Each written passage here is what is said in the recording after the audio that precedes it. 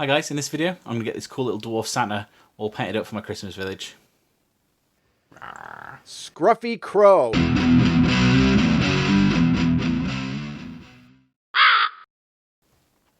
Okay, first up we're going to start by making him a nice base. A lot of the denizens of my town and indeed my Christmas village have these nice cobblestone bases, and I make these myself. So I start off with a sort of round lip base and a little bit of masking tape. And then I go around inside the lip with the knife. Doesn't have to be neat.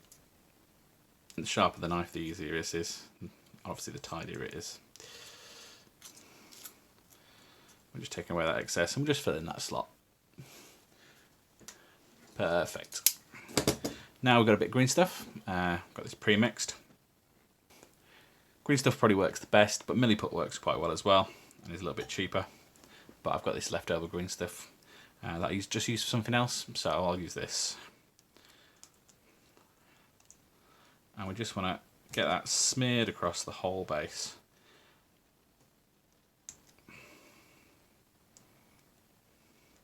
And you need a lot less than you think when you're doing this.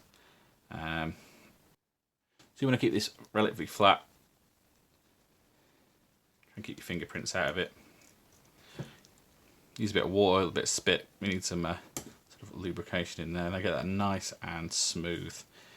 And while it's still wet, I'm going to take my basing pad.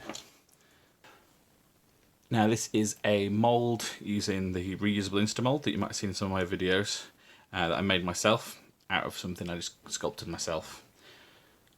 So we've got some sort of curved little rocks. Some sort of more standard cobblestones, and then some paving slabs over here.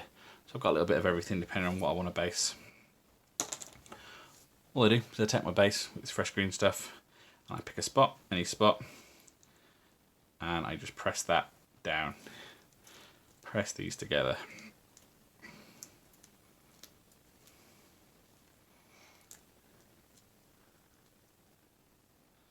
And there is my cobblestones, just how I sculpted them.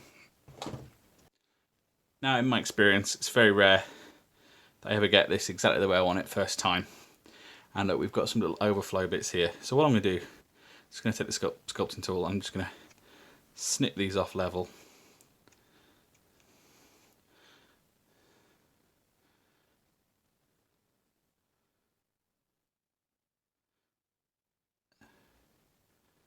And just do any tidying up that I want to do. I'm certainly not re-sculpting this from scratch. And I feel like you'd have to do this stage if you were using a homemade basing pad or one of a bought one, or even the Green Stuff World rollers. You probably still want to do a little cleanup stage. And that is a couple of other options you've got. I believe there's a company called Baseus that makes some basing pads quite similar to this, but professionally. And there's obviously the Green Stuff rollers, which I've definitely heard good things about. But anyway, we'll put that base aside now, leave that for a few hours to set. Looking at the dwarf, this is already a very clean sculpt. It's from Raoul Parfa and is listed as Claus the Thief. And we're just going to start by snipping off this base. I'm then going to even the bottom of his feet out with this emery board. So I'm just going to pick a good leg. Here looks like a likely spot, and I'm going to drill a hole in here, not very deep. I'm just going to take a bit of wire. Normally I've got longer lengths than this, but I don't know where the rest of it is at the moment. I'm just going to give it a thin coat of glue on the end. Wedge that up there. So that'll be nice and stable. And then I'm going to snip it off, leaving about 2 mil or so left over. Now my base isn't set yet, so I have to be really careful, but I am kind of rushing things. I'm going to pick a bit of the base I like, and then line this guy up nice and central. Just poke him down now. And that's made a little mark in the green stuff. Just going to very carefully take my drill.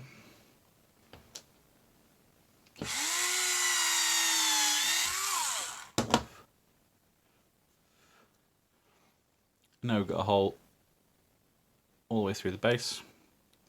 Annoyingly there, it's probably the worst place for it if I'm honest. I said I'd probably recommend against doing this while the green stuff's still wet. It's only because I am wanting to get him undercoated tomorrow that I'm doing this. But I'm going to pop the pin through the hole, rest these little feet on top of there. Obviously we don't want his feet to sink in, so I'm going to be very careful. I'm just going to leave this whole thing to cure and set probably overnight. Okay, all sprayed up, looking pretty cool. Like with most models, I'm going to start with his skin. So there's not very much skin here. One hand's almost entirely covered. One hand's almost entirely covered on that side. Got a hand there and he's got his little face. So this is Idrin Flesh from P3. Let's not forget his ear. I'm going straight from the pot, but this is quite the P3. We're going straight from the pot, but the P3 paints are always relatively thin, but do have very good coverage, so I'm not really worried about that. Next up, we've got P3's Midland Flesh. This is my standard flesh recipe. It's probably not the last time you'll see it in a video. So I'm going to cover up, do you know what, the majority of what we just did here now. Just leaving that Idrin Flesh showing through the gaps. And already after 2 paints, the character of this model is already starting to shine through, I think.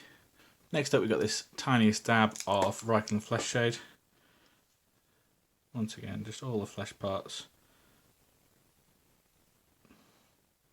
And that'll draw those first 2 colours together into a nice base. While we're waiting for that to dry, I'm going to do a couple of the big areas. So his present sack is going to be brown, and I'll cover the cobbles in this Dawnstone. Okay, so once the wash on the face had dried, I went back over with a little bit of Midland Flesh, and then just gave a few little dots on the end of the nose and the cheeks with a bit of this flayed one flesh. Really bring out his little facial details.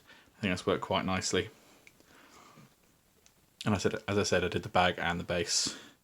Next up is the most important bit, I think, for a Santa. It's going to be this Mephiston red. And as you'd guess, with this being Santa, this is for pretty much everything. His hat and trousers and jacket.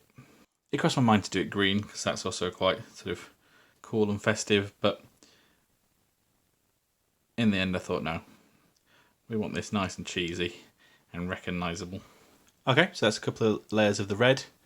I've also gone around and done his belt and boots in black,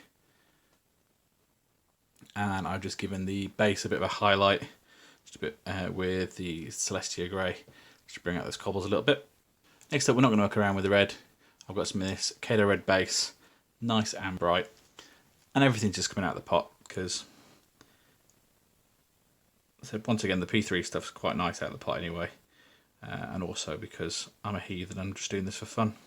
And I'm just doing a standard highlight here, just picking up the raised areas, but leaving a lot of the Mephiston red visible because it's actually quite a nice colour.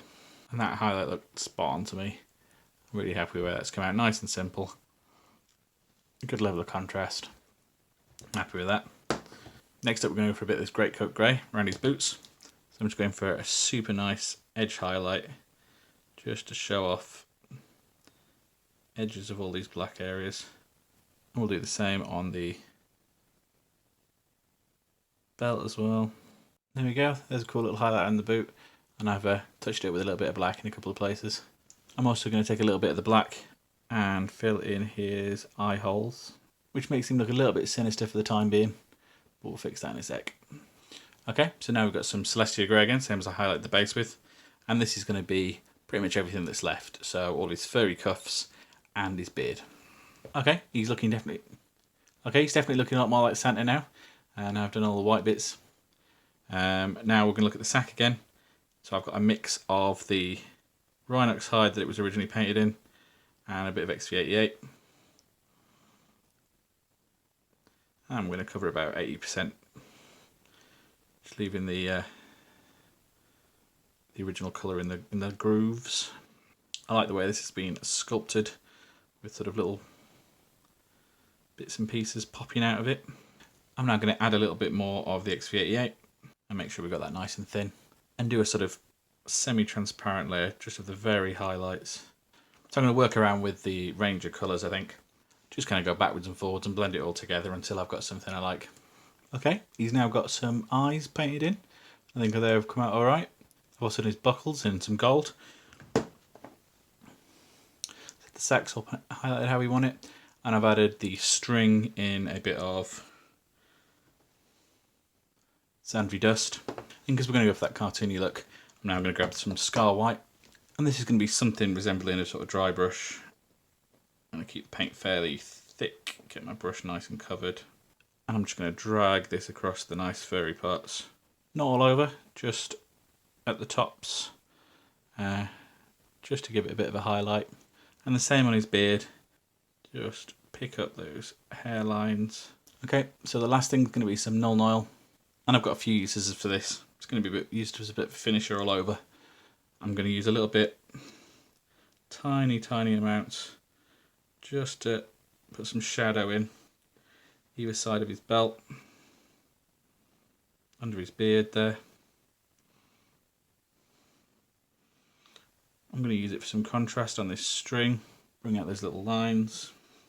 I think it works on browns because it's actually just a really dark brown, I think. I'm going to go around some of the edges of this fur, like on the bottom of his coat here. Just put in that tiny line of contrast. Just dabbed a little bit under his chin here as well, just to off colour his beard a little bit. So yeah, just basically anywhere around the model that I think could do with a tiny little bit more shadow. And then on top of that, I'm just going to dollop it on the base. Let that get in all the nooks and crannies there. And bring the overall tone down. And that is done. I'm going to call that a day. And I am really happy the way he's come out. And he's just about ready to be added to my Christmas village. I should mention that this mini is available from Ralpartha. And I believe they're having a Kickstarter in the new year for a whole bunch of dwarves by the same sculptor.